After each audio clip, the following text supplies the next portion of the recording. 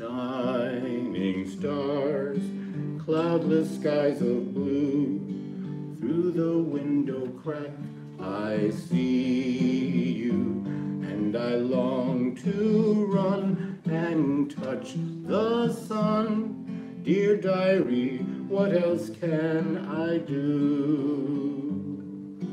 Growing up and longing for a friend, hoping that our secret life will end in words of light written in the night, my thoughts and hopes and dreams to you I send. I still believe, in spite of everything, that people really are good at heart, and the skies will be bright, and it will all come right, and the springtime of peace will start. Dreaming of the precious air of freedom, waking and I feel like crying. There's no place to go, but still I know skies are clearing, birds are flying. Happiness and love that I can share in a world of truth and beauty. When the thunder's near and when I fear, the light of morning dawn will come to me. I still believe, in spite of everything, that people really are good at heart, and the truth will be firm, and it will all come right, and the springtime of peace will start, and the skies will be bright, it will all come right, and the springtime of peace will start.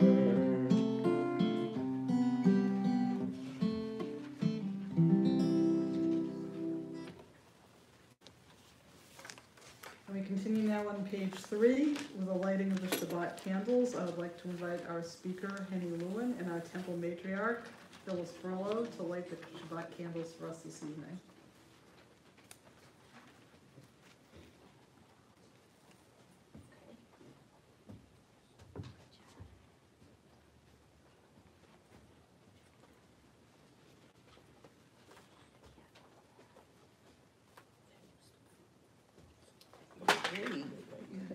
Sorry.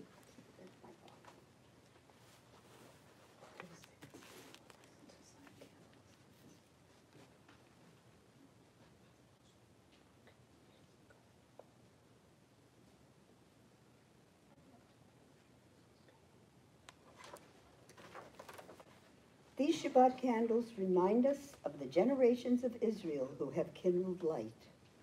On this night, we remember those whose lives were extinguished by those who sought to destroy our people and our traditions. As these Shabbat candles give light to all of us who behold them, so may our united presence here this evening be a beacon of light against all those who continue to harbor prejudice and hatred in their eyes. Baruch atah Adonai Eloheinu melech haolam, asher kidshanu b'mitzvotav v'tzivanu lehadlik ner shel Shabbat. Praised be our eternal God, ruler of the universe. You hallow us with mitzvot and command us to kindle the lights of Shabbat. Baruch atah Adonai Eloheinu melech haolam, asher kidshanu b'mitzvotav v'tzivanu lehadlik ner shel Shabbat.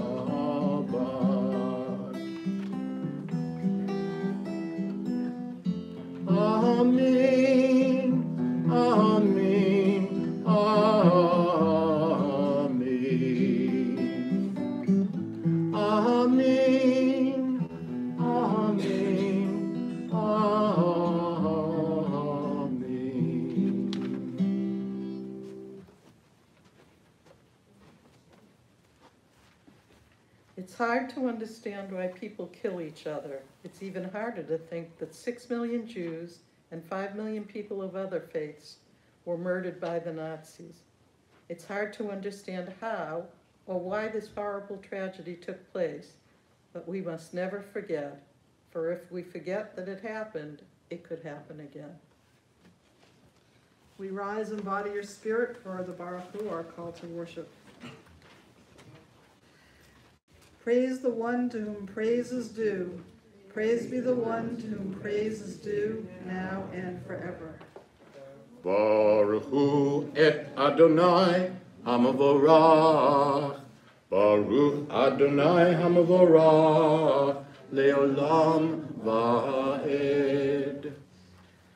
We're going to skip to the middle of page 4. O God, how can we know you? Where can we find you? You are as close to us as breathing, yet you are farther than the farthermost star. You are as mysterious as the vast solitudes of the night, yet as familiar to us as the light of the sun. In the 1930s, Hitler and the Nazis began to teach people that the Jews were an inferior race of people. They made Jews leave their homes and live in overcrowded apartments without enough food or money. We remember the 210,000 Jews who were killed in Germany and Austria. The Nazis began to convince more people that their lives would be better without the Jews. In November 1938, on a night we call Kristallnacht, the night of broken glass, they destroyed many of the Jews' stores and burned down their beautiful synagogues. We remember the 90,000 Jews who were killed in France. Then the Nazis told people that the Jews must be annihilated in order to purify the world. They began to send the Jews to labor camps, where all they told the Jews they would have a better life. Instead, they had to work all day for the Nazis, digging ditches or breaking rocks in the hot sun. All they were given to eat was little bits of bread and watered-down soup. When they got too weak to work, the Nazis killed them. We remember the 450,000 Jews who were killed in Hungary.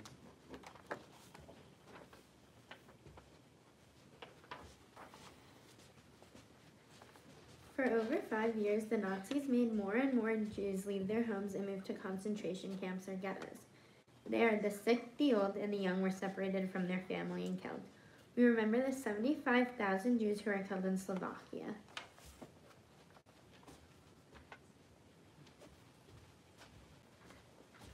Together, when justice burns within us like a flaming fire, when love evokes willing sacrifice from us, when to the last full measure of selfless devotion, we demonstrate our belief in the ultimate triumph of truth and righteousness, then your goodness enters our lives and we can begin to change the world.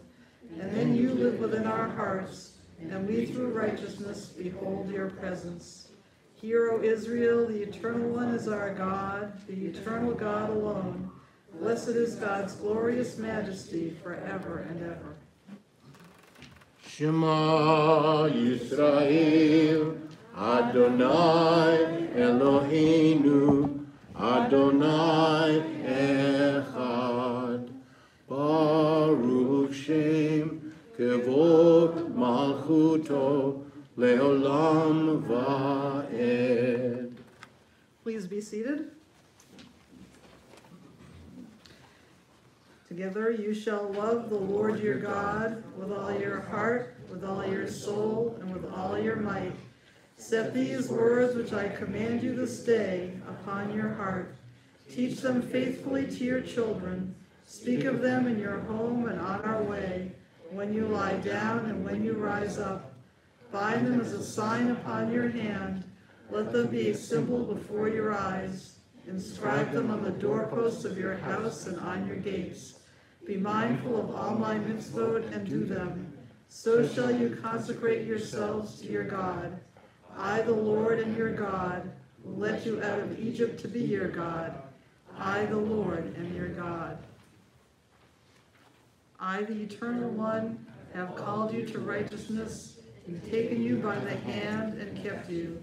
I have made you a covenant people, a light to the nations. Many Jews did not let the Nazis kill them without struggling to stay alive. Many Jews helped each other find enough food and clothing, though the Nazis wanted them to starve.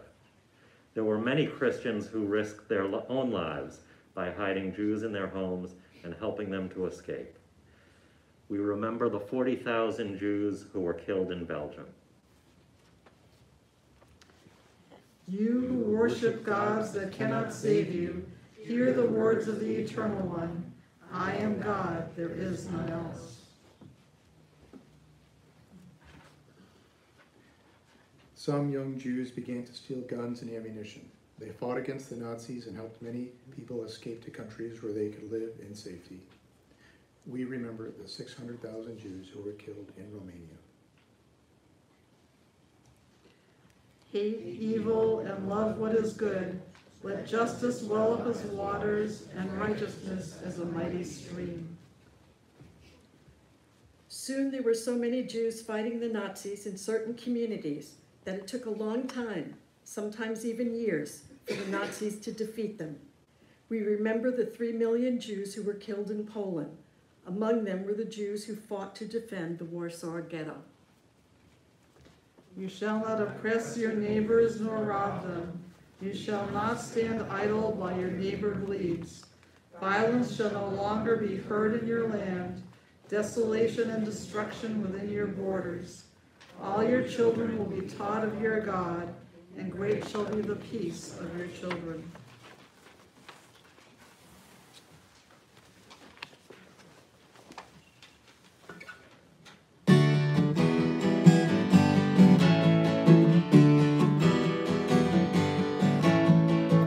מי כמוך באלים אדוני, מי כמוך נדר בקודש, מי כמוך באלים אדוני, מי כמוך נדר בקודש. נורא תהילות עושה פלא, נורא תהילות עושה פלא, אדוני ימלוך לעולם ועד, אדוני ימלוך לעולם ועד. מלכותך ראו בניך, בוקע ים לפני משה ומרים, זה אלי ענו ואמרו, זה אלי ענו ואמרו, אדוני ימלוך לעולם ועד, אדוני ימלוך לעולם ועד, אדוני ימלוך לעולם ועד.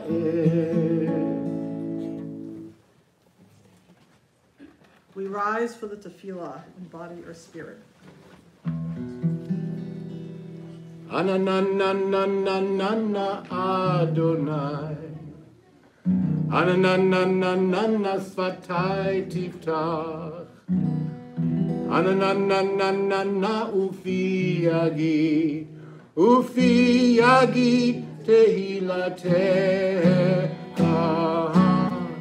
Ananananana Adonai, Ananananana Sfatai Tiftach, Ananananana Ufi Yagi Tehilatecha, Ananananana Adonai, Ananananana Sfatai Tiftach, Ananananana Ufi Yagi Tehilatecha, Ananananana Adonai, Ananananana Sfatai Tiftach, Ananananana Ufi Yagi Tehilatecha. Please join me in the Avot prayer. Baruch atah Adonai, Eloheinu, Elohei Avotenu ve'imoteinu, Elohei Avraham, Elohei Yitzchak, Elohei Yaakov, Elohei Sarah, Elohei Rivka, Elohei Leah, Elohei Rachel, Ha'el Hagadol, Hagibor v'Hanorah, El Elyon, Gomel Chasadim Tovim, V'konei Hakol, V'zocher Chasdei Avot v'Imahot, U'mevii Geula Livnei V'neihem, L'ma'an Shmo B'Yahava, Melech Ozer, U'Moshiach U'Magin, Baruch atah Adonai, Magin, Abraham v'Ezrat Sarah. Please be seated. We continue on page 9.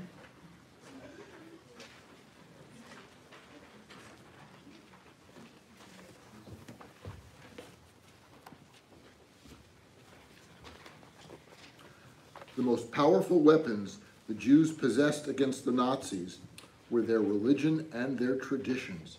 By secretly praying, observing Jewish holidays, and learning about their Judaisms, the Jews maintained their faith and hope, even though they lived under terrible conditions. We remember the 60,000 Jews who were killed in Greece.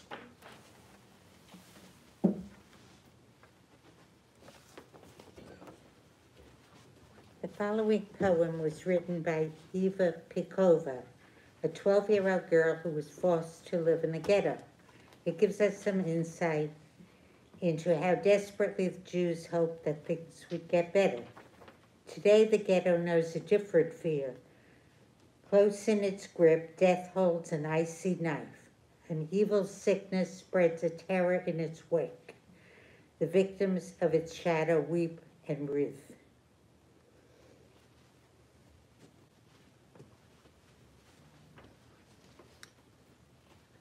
Today, a father's heartbeat tells his fright, and mothers bend their heads into their hands. Now children choke and die with typhus here. A bitter tax is taken from their hands. We remember the 228,000 Jews who died in the Baltic countries.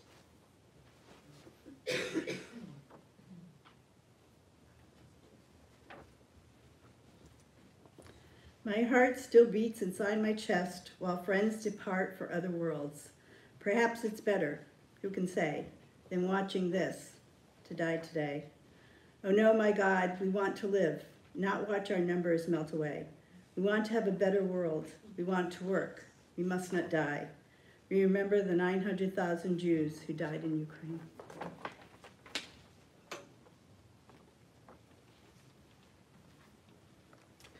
Many Jews who lived under the threat of the Holocaust formed groups and went to live in Palestine before the Nazis got to them. They built cities and towns and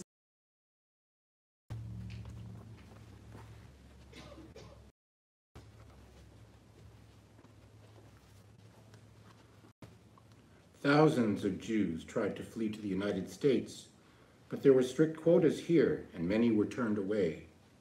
An ocean liner called the St. Louis brought hundreds of refugees to our shores, but our government forced the boat to return to Europe, where most of the passengers were killed by the Nazis. We remember the 352,000 Jews who were killed in Russia.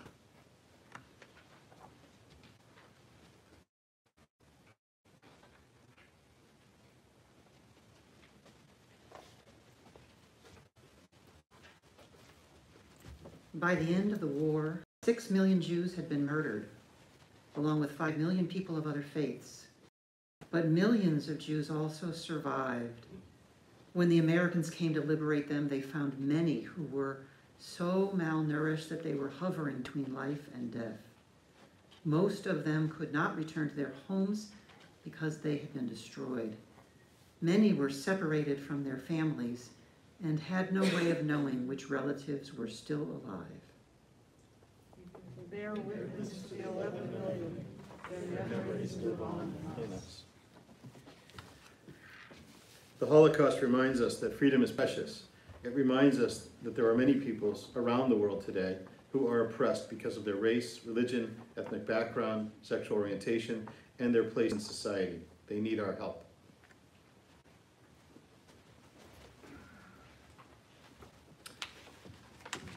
Who among us can be certain that if we were in the wrong place at the wrong time, that we would not cooperate with the forces of evil? Are we in some way doing that by our subtle racism, our lack of interest in war-torn nations around the world, our deliberate ignorance of genocide through starvation that some people are experiencing this very minute as we sit here? First, they came for the Jews, and I did not speak out because I was not a Jew. Then they came for the communists, and I did not speak out because I was not a communist. Then they came for the trade unionists, and I did not speak out because I was not a trade unionist. And then they came for me, and there was no one left to speak out for me.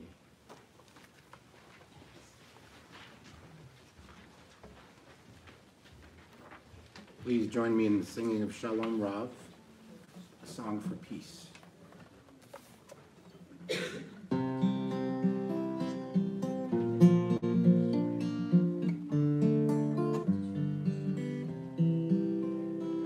Shalom Rav al Yisrael Amcha Tasim Leolam. Shalom Rav al Yisrael Amcha Tasim Leolam. Ki ata hu melech adon lechol hashalom. Ki ata hu melech adon lechol hashalom. Shalom Rav al Yisrael amcha tasim leolam. Shalom Rav al Yisrael amcha tasim leolam. V'tov be'enecha levarech et amcha Yisrael b'chol עת ובכל שעה לשלומך. Shalom Rav al Yisrael amcha tasim leolam. Shalom Rav al Yisrael amcha tasim leolam. Tasim leolam. Tasim leolam. Together, God of peace, God of justice, and of love, be praised. Inspire us to banish forever hatred, war, and bloodshed. Help us to establish forever one human family united in peace. God of peace, bless us with peace. We must never forget the horrible things that happened in the Holocaust, because if we forget and allow the world to forget, it could happen again. Pause for a moment of silent prayer.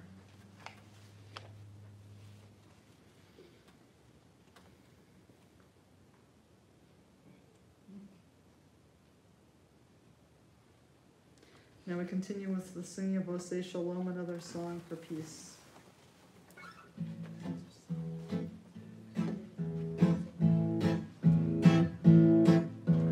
Oseh Shalom Ben Romad Huya Oseh Shalom Aleinu V'al Kol Yisrael V'imru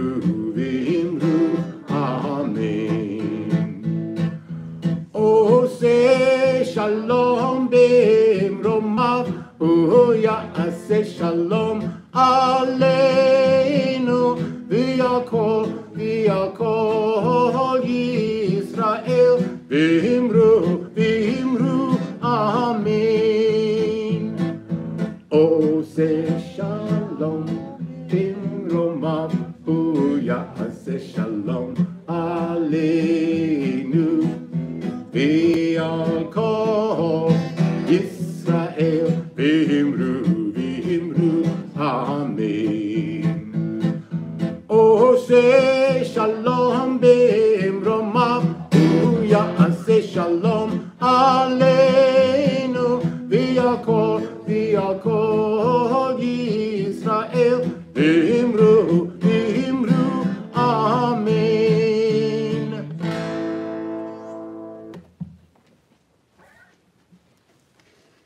When I was interviewing Henia a little bit earlier today, she mentioned the fact, and I knew this fact, that every single Holocaust survivor who I've ever spoken to literally cheated death numerous times, and it's an act of God. It's a miracle that she is here with us today, as well as many of those others who survived the horrors of the Holocaust. And so I'd like to invite Henia up now and to tell her story. And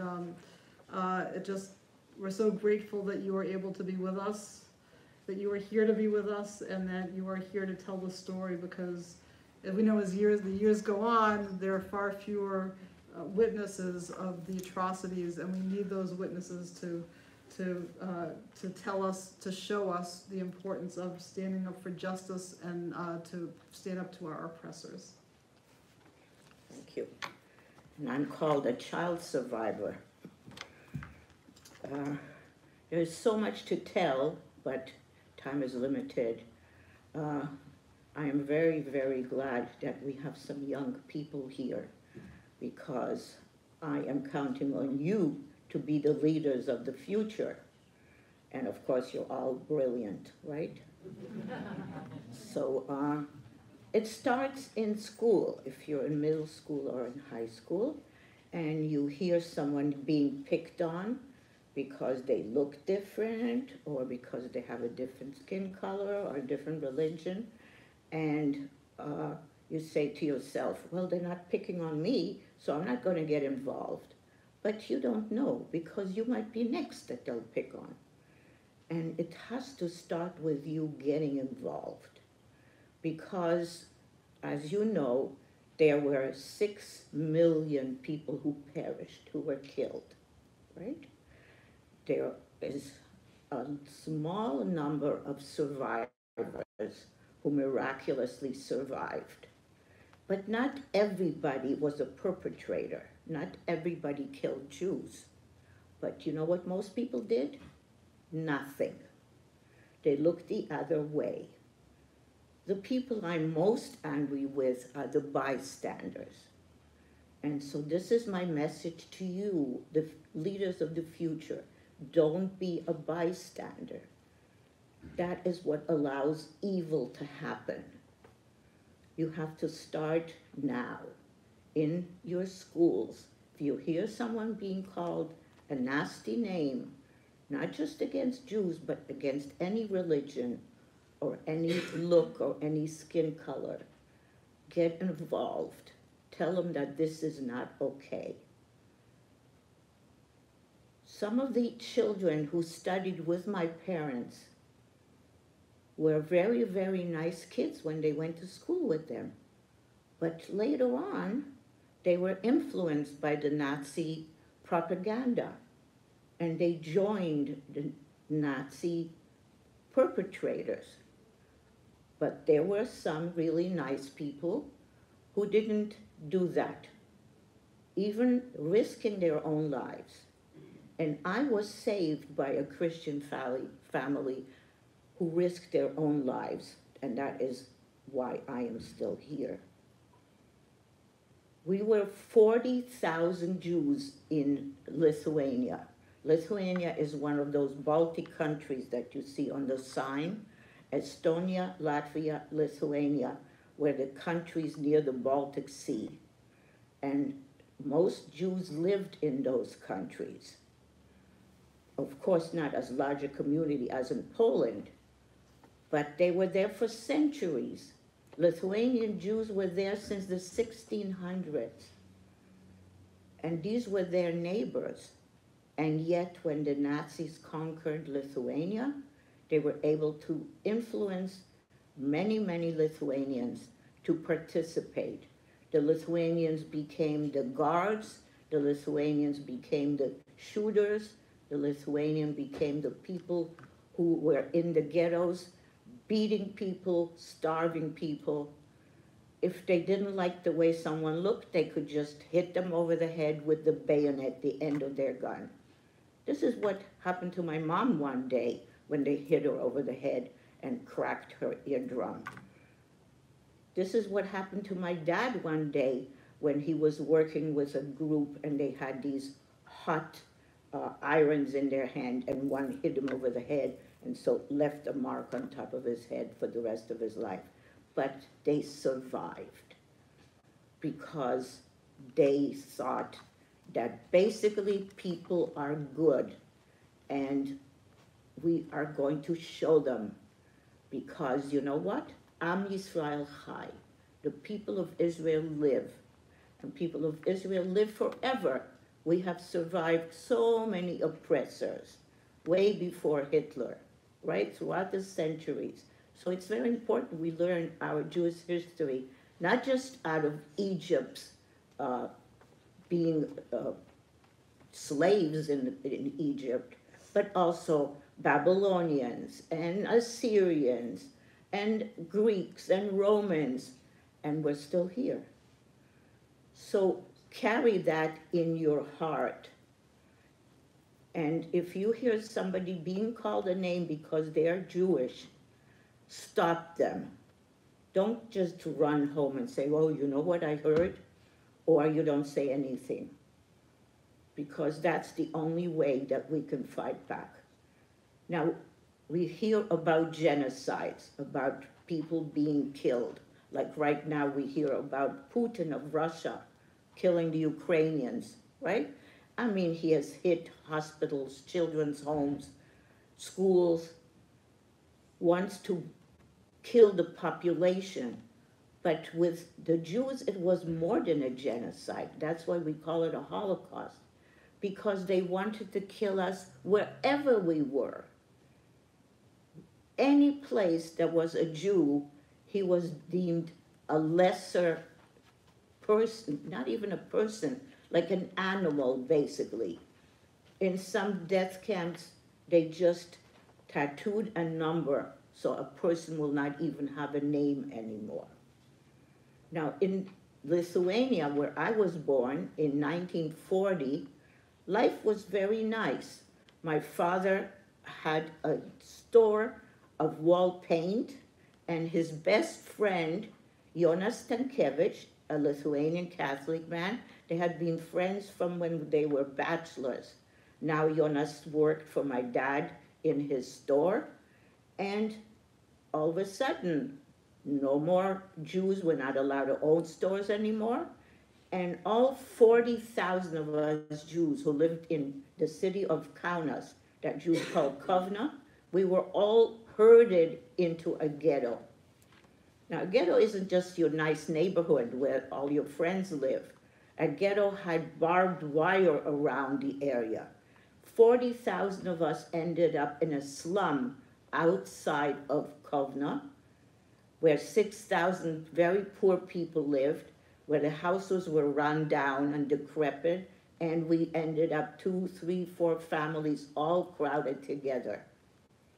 But not for very long. Once the ghetto was sealed, there was an action, which is a selection, where they got rid of the old people, but not so easily. They just said, oh, you go to the right and you go to the left. You go to the right, you go to the left. And within that evening, 10,000 elders were picked. And among them were my grandparents. And my father's oldest sister with her husband and their 2 children, 7 and 9 years old. They held on to the parents. They didn't want the parents to go in the other direction. And the Nazi officer said, that's okay, you can go with them. And both my parents, both my grandparents, my uncle, aunt, and my 2 little cousins went to their death. They were all shot at a fortress outside the city. And that continued By the end of that year, 1941, half the ghetto had already gone to their deaths, from 40,000 down to 20,000. And then they had other kinds of ways of getting rid of maybe the future leadership that's going to cause a rebellion like they did in other ghettos and other concentration camps. Did you know that 100 ghettos and concentration camps rebelled against the Nazis? We know about the Warsaw Ghetto, that's the most famous one, and the State of Israel very wisely established the date for Yom HaShoah to coincide with that. So right after Pesach, we have Yom HaShoah, and then, of course, we have Yom HaAtzmaut, Israel's independence. They're all tied together. But to say they rebelled is easy. Nobody sent them guns or tanks or airplanes, right? They didn't have any ammunition, but somehow many of them managed to steal them, to buy them, to do anything to get hold of them. For instance, my father's youngest brother, he was 21 years old. He had only been married for a few months. He, with a group of youngsters in the ghetto, they were called Hashomer Hatzair, the young guardian. They tried to smuggle some handguns into the ghetto. And my uncle, this heroic young man, tried to smuggle a revolver, a handgun, inside a loaf of bread. Well, at the checkpoint, they cut the bread in half, they found his revolver, and they shot him on the spot.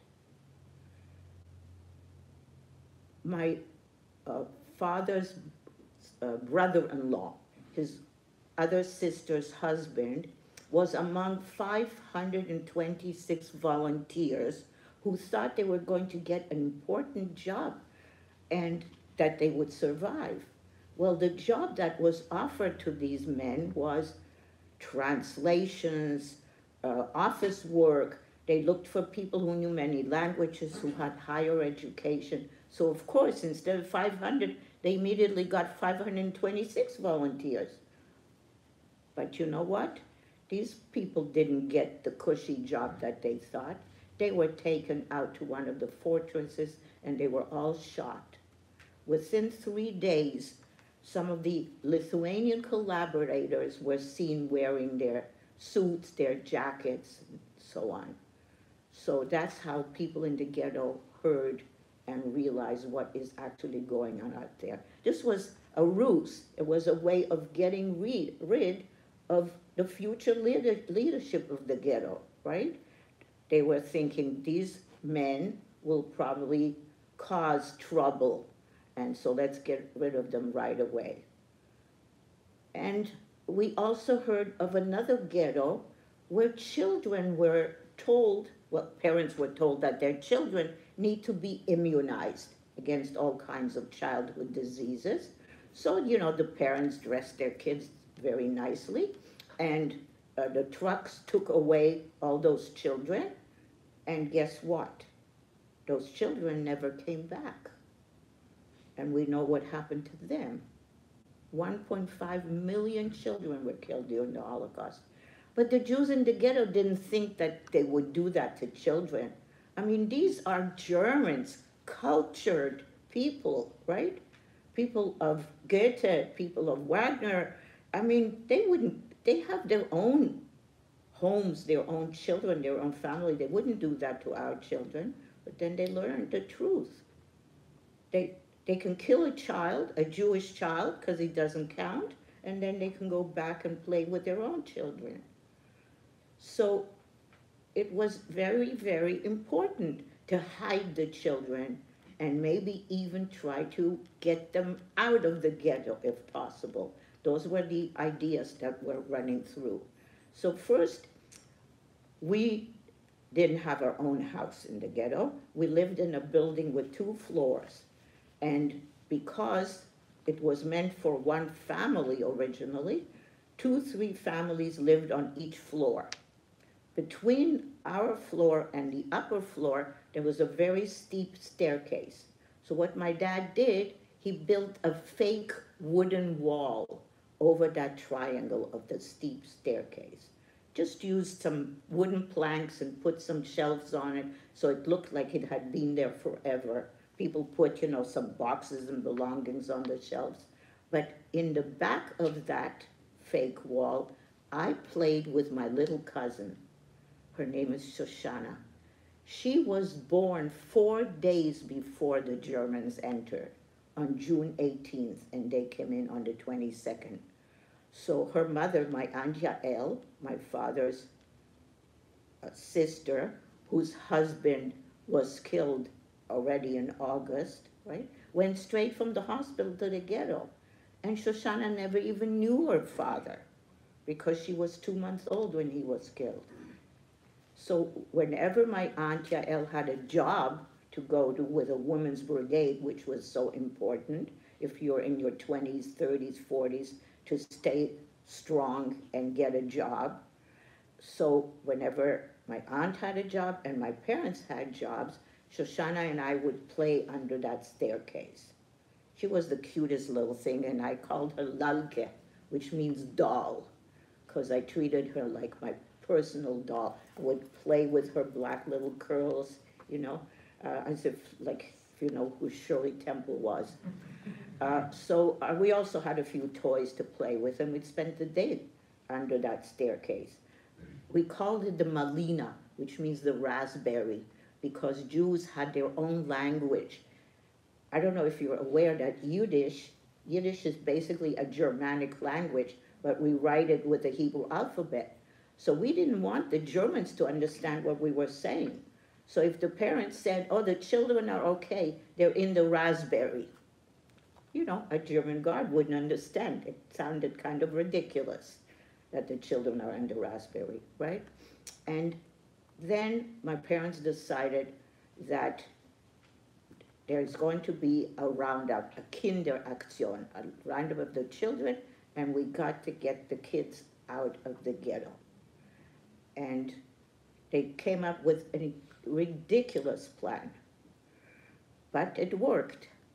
My mother got a job with a group of women, a women's brigade. It's usually 10, 12 women, and their job was to be on a truck early every single morning, and that truck would leave the ghetto and cross the river, which Kaunas is separated by 2 rivers, and go to a warehouse that the Germans set up in the Christian side of Kaunas. When I say Christian side, meaning outside the ghetto, we used to say the Aryan side.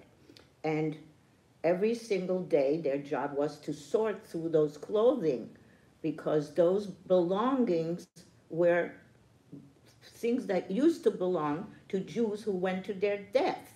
They were told that they're being taken to another work camp where they're going to have a much better job. And of course, that never happened.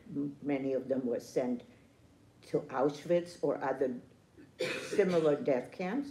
And my aunt Shoshana's mother was sent to Stutthof, where they were working them to death. Well, my mother decided, maybe put me into one of those suitcases. And that's how I would get out of the ghetto. Of course, she got some medicine first from a nurse friend and sedated me. I'm sure some of you know if you have an operation, right? They give you some medicine first and you are asleep, and when you wake up, it's all over. Well, when I woke up, I was at the home of Jonas and Joanna Stankiewicz. But right next to this warehouse was a seminary for priests. And Father Paukštis, the dean of that seminary, liked the Jewish women, and I think he particularly liked my mother because she spoke beautiful Lithuanian and German, and she was a very spunky lady. And he told her if she could sneak some children out of the ghetto, then he would find homes for those children on Lithuanian farms with Christian families. And so she thought, you know, that sounded like a good idea because at least we will save the children. But she wasn't going to do that so much for her own child, especially since they had good Lithuanian friends, the Stankeviches. Mr. Stankevich had worked for my dad in his business, and now Mr. Stankevich owned this business because Jews couldn't own businesses anymore while the Nazis were there. And they had married a little while before my parents, so they had 2 little girls, and they wanted to take me as their middle child. So now I would have 2 sisters, one a year older, one a year younger. And can you imagine how brainwashed I was by my mother and father at 3.5 years old, that I am supposed to pretend that these are my parents and I have to keep the secret. I can't tell anybody who I am, certainly not that I'm a Jewish child. I have to call them Mama and Papa, and I'm going to have 2 sisters, and whatever they did, I have to do as well. Well, Mr. Stankevich was waiting not too far from the ghetto when that truck left in the morning with me in the suitcase on it, and my dad changed drivers with whoever was supposed to drive the truck that morning, and my mother bribed the Lithuanian guard who came on board the truck to check the parcels and the suitcases and the bundles. You know, he was to poke it with his bayonet. And so she gave him her gold watch and her favorite red leather boots, and he let the truck go. And then Mr. Stankevich picked up the suitcase with me in it and started going towards his home to cross the bridge. Well, this is something I didn't find out until 50 years later when I went back to Lithuania, because I wanted to find the Stankeviches, who were my parents for 2 years, who saved my life. They told all kinds of ingenious stories to their neighbors about where this child all of a sudden appeared. Certainly didn't tell their neighbors that this is a Jewish child.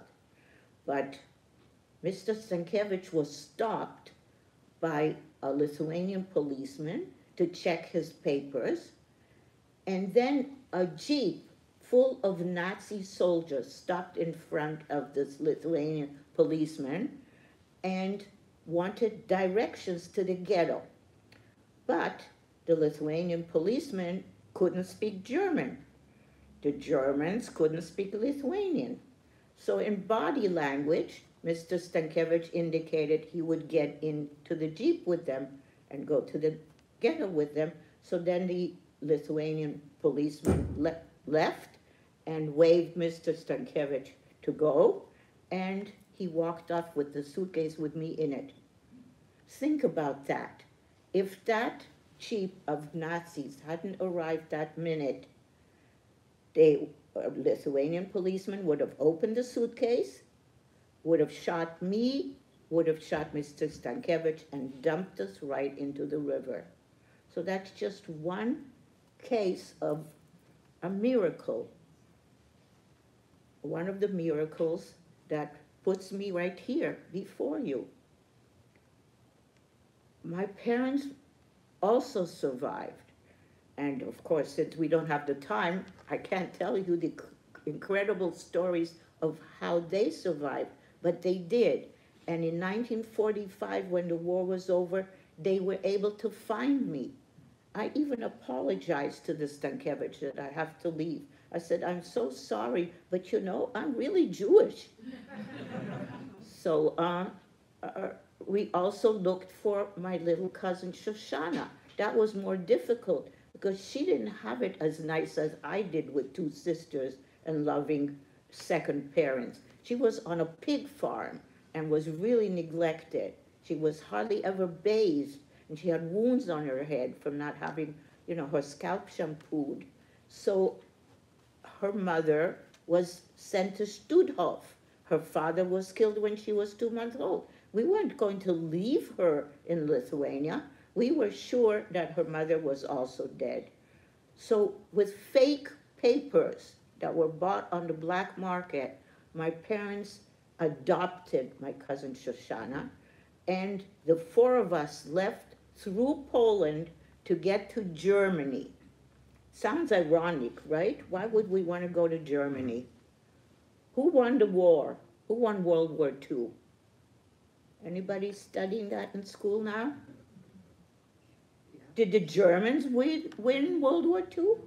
The Allies, right. The British and the Americans and the Russians. Well, they won the war, and so the British set up refugee camps, which they called displaced persons camp. Sounds a little fancier, right? And then we called it DP camps for short. And they set it up in Austria, and the Americans set it up in Germany, because the Americans now conquered Germany. They occupied Germany, and they created these DP camps in Germany, and so my parents decided to go where the Americans had set up the camp. That was near the city of Frankfurt on the Main River in Germany. Big, very big refugee camp. A lot of the people who came early ended up in the barracks of that military camp over there. But those of us who arrived late ended up in homes with German families. But my mother got along just fine with the lady of the Hausfrau, because she spoke German so well. And I started school over there. I had just turned 6 in January of '46. The Americans set up schools for us children, and so Shoshana went to kindergarten and I went to first grade, and it seemed like a normal life, right? We had other children to play with, and another miracle happened in 1947. Her mother, Shoshana's mother, my Aunt Yael, did survive and found us through HIAS, the Hebrew Immigrant Aid Society, which I support to this day. There were no computers then, can you imagine? And they found us, and she came with a second husband, because her first husband, of course, had been killed. Now, we couldn't go anywhere, because the United States, as some of you have read just this evening, wasn't interested in all of us refugees, right? They were saying things that they say now in Congress. Who wants these refugees here? They're going to come and take away our jobs. You know, if you were a tailor or a seamstress, you were really welcome in the United States, because all that work, you know, that people used to do themselves, sew their own clothing, was now done in these sweatshops and in factories, right? And you can go into a department store and pick your clothes off a rack. So they were very interested in this kind of labor. So in the DP camps, they set up schools to teach people to do that, to be electricians or tailors or seamstresses or any of those jobs that are very important in daily life, but we don't even think about it, right? Until you need a plumber or an electrician. So we couldn't go anywhere, and we were there for a long, long time. But in 1948, another miracle happened. Anybody know what happened in 1948? Israel. Yes. The state of Israel, right? There was a war of independence.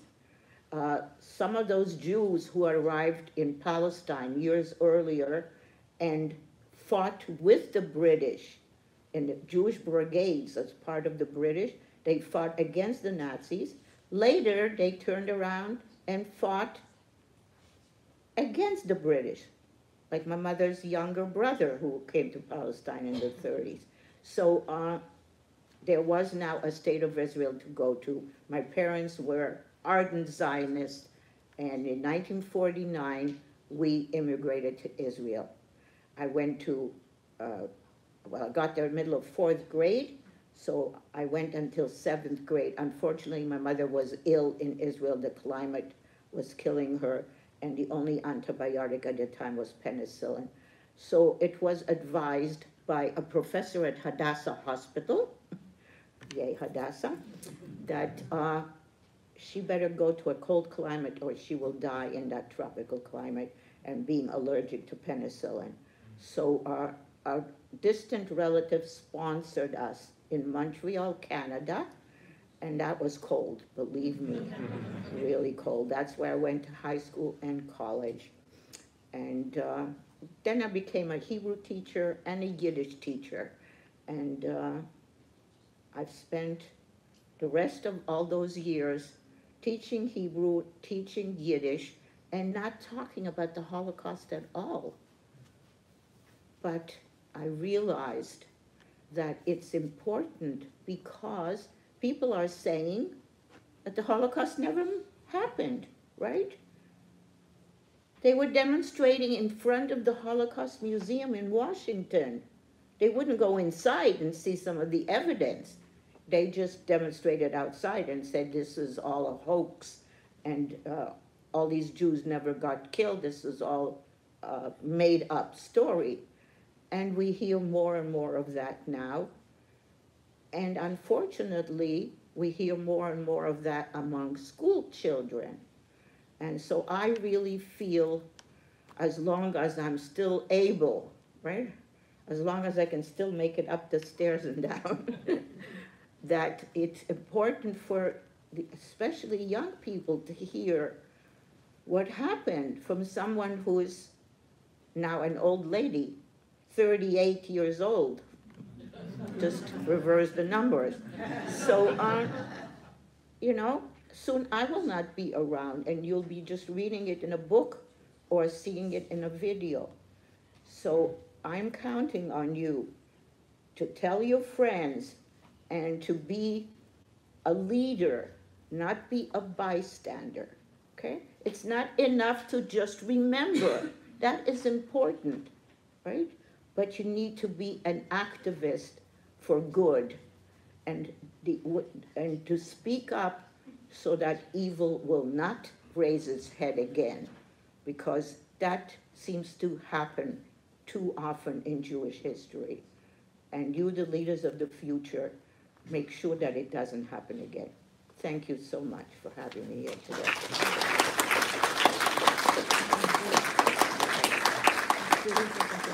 Okay, I'm going to take this. Oh, no, mine is over there. Thank you, Rabbi. So wait, don't go anywhere. We have time for one or two questions. Oh, if somebody would like to absolutely ask a question.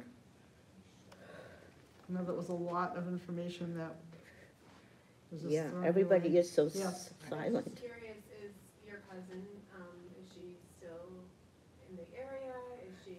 My cousin Shoshana is in Israel. I spoke to her a couple of days ago, you know, because we call each other to wish each other a Chag Sameach, a happy holiday. She has 3 children, 8 grandchildren. And for every wedding of her children, I was in Israel to help celebrate. And for the bar and bat mitzvahs, benot mitzvah, to speak correct Hebrew, and weddings, Shoshana came to the States to help celebrate our smachot. At first it was difficult because long distance calls were very, very expensive. But now it's so wonderful that you can even do FaceTime and involve the whole mishpacha, the whole family. At Erev Pesach, we had all the first cousins in Los Angeles and Israel. One of them with their family were in Italy, from all places. But we were all on a Zoom together, and we always go on a Zoom Erev Rosh Hashanah. So, you know, she's always going to be my sister, and we keep in touch. Yes. I was wondering, in this ghetto in Kovna, yeah, is there are there any symbols that have been preserved to serve as a reminder, as a memorial to the community? Yeah. Well, there's only one. It looks like how do you say matzeva in in English, like a tombstone, okay? And it just says, this was the entrance to the ghetto between 1941 and 44. It says it in Russian, in Lithuanian, and Yiddish. And people just walk right by it. And, you know, when I was there, some years later, I was thinking, oh my God, you know, all these people who died here. Now, new houses were built, you know. Some are during the Soviet period, you know, the communists had their own style of kind of architecture. But inside the area where the Ninth Fort was, the Ninth Fort had a huge jail in the mountain, a stone mountain, and they had torture chambers in there, and a huge killing field outside, 50,000 bodies in that killing field. And the Germans tried to cover it up by having people that they were torturing come out and exhume the bodies and then burn them, because the Russians were coming, they wanted to, you know, cover up the evidence, but of course they didn't succeed. But next to that killing field is a huge monument, and it looks like bodies all twisted, but I mean, I looked like an ant next to an elephant, you know, at this monument, and it's absolutely tremendous. And of course, what can we do when we go there? You know, I said Kaddish because my grandparents are either ashes or bones in that field. But yes, that's the only thing is, and what's really frustrating is that you're paying an admission to the Lithuanians, you know, to go out there, and the little exhibit that they had in their museum next to this field had a picture of me with Shoshana as little girls in the ghetto, and my parents, and next to my parents' picture, it says that they died in the Holocaust. It had the names, but it said they died. So I pointed out to them, no, my parents survived. Would you please fix it? And when I went back the following year, it wasn't fixed, and the year after that, I was there 3 times, because Mrs. Stankiewicz wanted to see me. She was getting, you know, older and sicker. And I went to the Catholic cemetery with her, where her husband and oldest child are buried. But they couldn't care less. They really couldn't care less. One of the programs I saw on Lithuanian television at Mrs. Stankiewicz's house, now I can't speak Lithuanian anymore. I mean, really suppressed it, and I'm good at languages. But I could see on their faces that something ridiculous was being said. It was a child psychologist on television saying, watch your children, because before Passover, Jewish people will grab some of Christian children to use their blood to bake matzah. We're talking 1996, okay? Not Middle Ages. Okay? And my cousin Shoshana came with an Israeli tour group to Kovna, and of course she also visited Mrs. Stankiewicz to pay her respects, and it wasn't fixed either. You know, all these pieces of paper on that little exhibit about the Jews who once lived here, you know, it's really sad. I mean, I experienced some of that even with my own tour guide. He had a cap on, and it said Madrich in Hebrew on his cap, and we were sitting on an outdoor cafe, you know, because I wanted to take him out for some meals, and a woman passed us by. She stopped in front of us and with a very angry voice said, and he translated after, I didn't know there were still Jews here. You know, really upset that there's still Jews in Lithuania. So, as you can see, I'm not exactly in love with that country. And now that Mrs. Stankiewicz has passed away, there's no reason for me to go back. Yes, sir. Have you had any interaction with, I think it's called Yad Vashem or Yad Vashem recognition recipients, you know, those Jewish or not, who went above and beyond to rescue? Absolutely, absolutely. I was there several times, every trip to Israel. Father Paukstees, the Catholic priest who, you know, made friends with my mother, and apparently she had smuggled out a couple of dozen children from the ghetto. I did not know that until somebody told me at her funeral, because every time I asked her how many children did you smuggle out, she said, I don't know. I didn't count them. You don't count kids. So he has a tree in the Boulevard of the Righteous that leads up, you know, to at the entrance to Yad Vashem. And inside they have a book of people who saved Jews. And so Mr. and Mrs. Stankiewicz, Jonas and Jonas Stankiewicz, are recorded there. And also Mr. and Mrs. Stankiewicz received, what do you call those things? I showed you the picture. Like a medal, right. A medal for the righteous. The president of Lithuania presented Mrs. Stankiewicz with a medal. And so I showed the rabbi the picture of her wearing her medal. He also presented one to her husband posthumously, because he had died 11 years before I went back to Lithuania. And so she gave me his certificate and his medal. And the rabbi has those pictures. If you ever want to see, you have to pester her, okay? But she thought it would be nice, and it certainly is nice of her, that she gave me the medal and the certificate to pass on to my children and my grandchildren.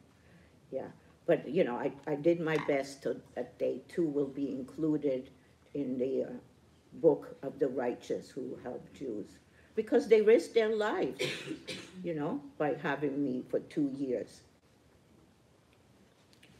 Everybody is so silent. When the trip between Poland and Germany, we were supposed to be, Shoshana and I and my mother were supposed to be mute, because only my dad spoke Polish, and my dad had a fake passport for us as Polish citizens going back to their homeland as we were heading to Germany. And it's like a 3-day trip. Years later, when I was a teenager, if I mouthed off to my dad, you know what he would say? You knew how to keep your mouth shut when you were 5. So don't let me intimidate you.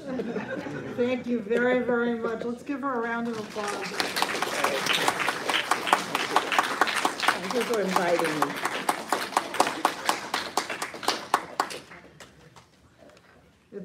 It's really mind-boggling, the life that Henia's had, and just even thinking about the number of languages she had to learn, from Lithuanian to Yiddish, Hebrew, Yiddish, and then English,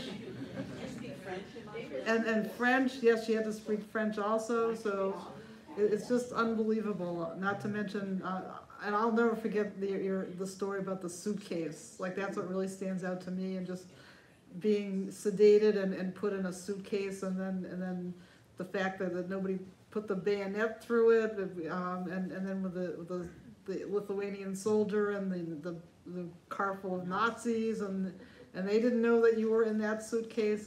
That's just an unbelievable story. But as I said, we're so thrilled that you're here with us, and it's a real mitzvah for you to be able to tell us your story this evening. So thank you. And as you were saying, it's so important, particularly for the children, all the children here, to hear the story and to internalize it. So we're now going to continue with the Elenu on page 11. I'd like to invite the children back up to open the Ark curtain. Please rise in body or spirit. Chase, your necklace is on. Chase, your necklace is on there already.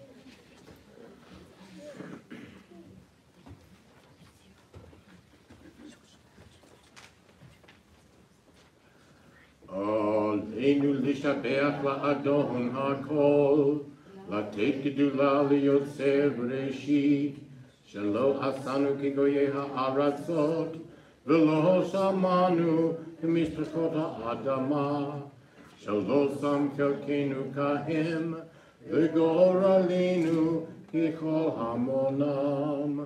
ואנחנו קוראים ומשתחווים ומודים לפני מלך מלכי המלכים הקדוש ברוך הוא.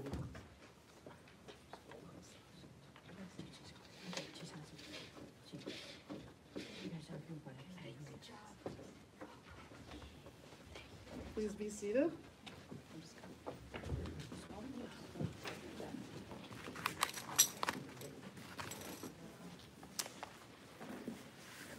And the introduction to the Kaddish prayer is on the bottom of page 12. We have lived in numerous towns and villages. In too many of them we have endured cruel suffering. Some we have forgotten, others are sealed in our memory, a wound that does not heal. 100 generations of victims and martyrs, still their blood cries out from the earth. And so many at Dachau, at Buchenwald, at Babi Yar, and what can we say? What can we do? How bear the unbearable or accept what life has brought to our people, to many peoples? All who are born must die, but how can we compare the slow passage of our time with the callous slaughter of the innocent, cut off before their time? They have left their stories and their lives to us. Let a million prayers rise whenever we worship. Let a million candles glow against the darkness of these unfinished lives. Sanctifying the name of God, we do honor to their memory. When we now think of our loved ones whom death has recently taken from us, those who died at this season in past years, and those whom we have drawn into our hearts with our own, who we remember with the 6 million and the 5 million. Andrea Elise, Edwin Dauber, Barbara Goldberg, Naomi Bay Kaplan, Paul Kramer, Ann Kupferman, Philip Stone, Leon Weidman. And at this time, if there are names of others you'd like us to keep in our hearts and our minds, we're prepared to recite the Kaddish prayer. You may say their names aloud or in your hearts as I look across the room.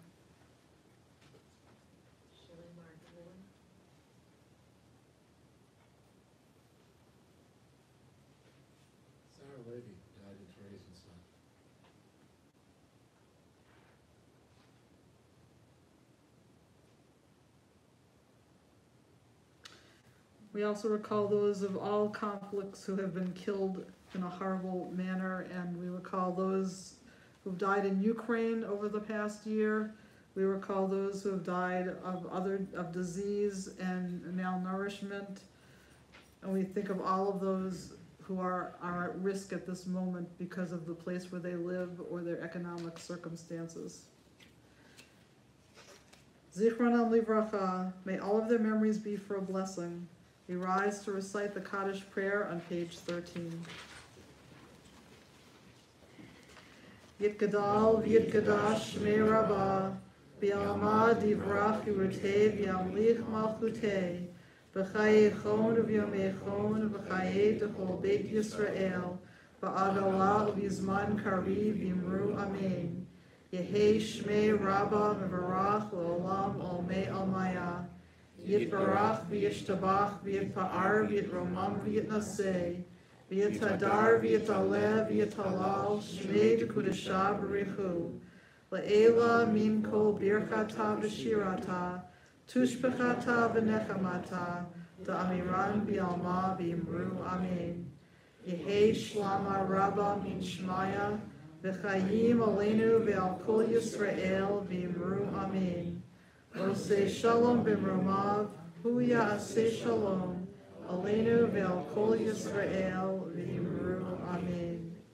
May the one who causes peace to reign in the high heavens, let peace descend on us, on all Israel, and all the world, as we say together, amen. Please be seated. And I'd like to call on Mindy Stanley to come on up for the announcements.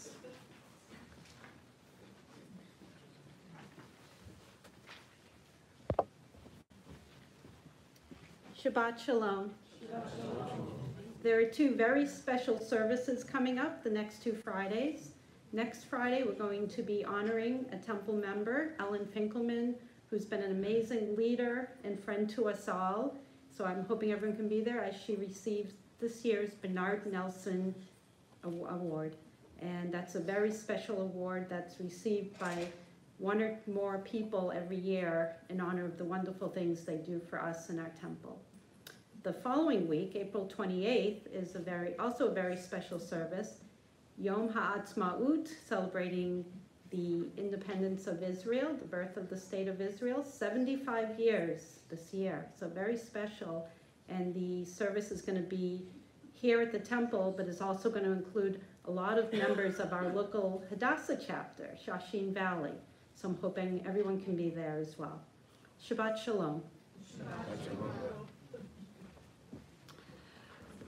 And thank you to all of our friends who have joined us this evening. It's always particularly important and wonderful for us to see our community members and my colleagues here to support the Jewish community and particularly to be part of this service along with our State Rep Ken Gordon. And I also wanted to thank the kids who came up to help to read. They go to the Rashi school, which is where my son went, K through 8, but they're a little bit, just a tad younger than he was. 6th grade and 3rd grade. 6th grade and 3rd grade, all right. So welcome to all of you as well. So, and now we're going to continue our service with the Kiddush on page 14. Oh, yes, sorry, Phyllis. I knew I would forget. The Social Justice Committee has 2 very important programs that are coming up in the next couple of weeks, and we're hoping everyone can come. They're both on Zoom. The first one is on Wednesday, April 26th, and that is about gun violence and what we find ourselves in and how we can help and what we can do and what's being done. And we're hoping that a lot of you will join that. And the other one is on May 2nd, which is, I believe it is a Tuesday night, and that's on climate change. And both of these will be from a Jewish perspective, and we'll talk in climate change, what's going on, again, how we can participate, whether or not we want a green committee to be resurrected, because we had one in the past, and ways the legislature is working and how we can get involved.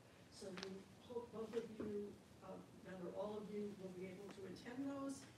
And the RSVP for that will be in the announcements because we're not sure where the RSVP is going. Thank you very much.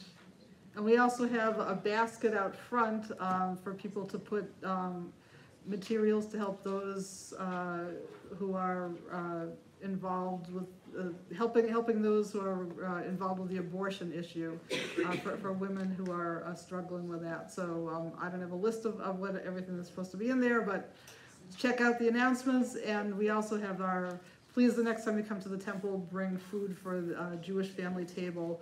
We specifically need non-sugary cereal. And so we're going to continue with the Kiddush on page 14. I'd like to invite Dan Flagg to come on up, son of a Holocaust survivors, to lead us in the Kiddush. Please rise in body or spirit.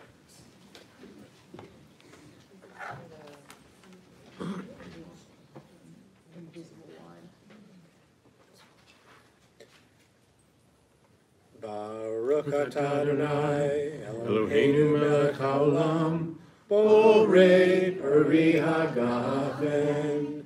Amen.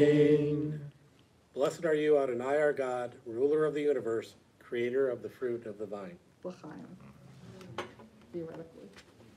Now I need to invite all the kids to come on up and hold the challah. That's our tradition, our congregation, for the Motzi.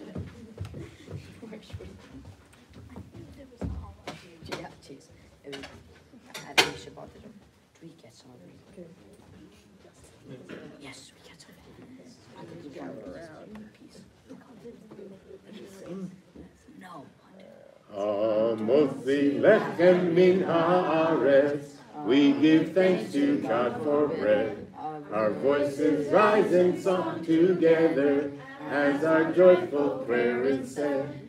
Baruch atah Adonai, Eloheinu melech haolam, hamotzi lechem min haaretz. Amen.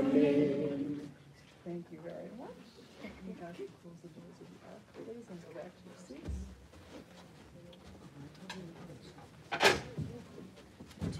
Please be seated, and I'd like to invite my clergy colleagues and Ken to come on up for our closing song.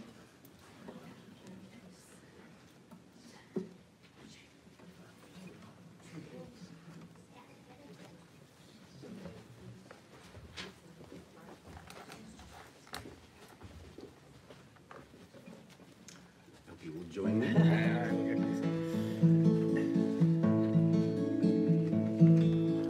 Let there be peace on earth, and let it begin with me.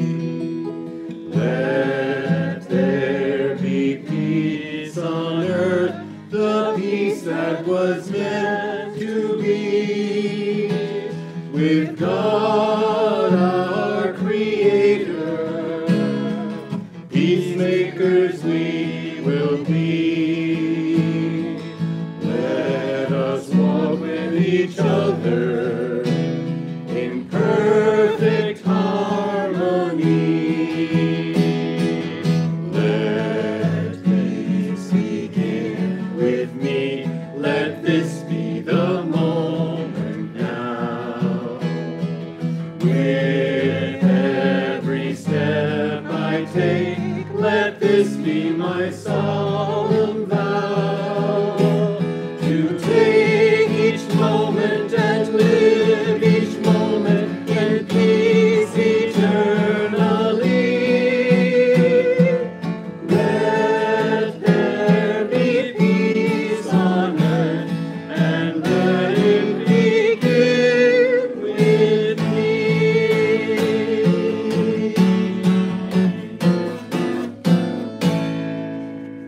Well done. Shabbat Shalom, everybody. Please join us for dessert out in our social hall. Shabbat Shalom.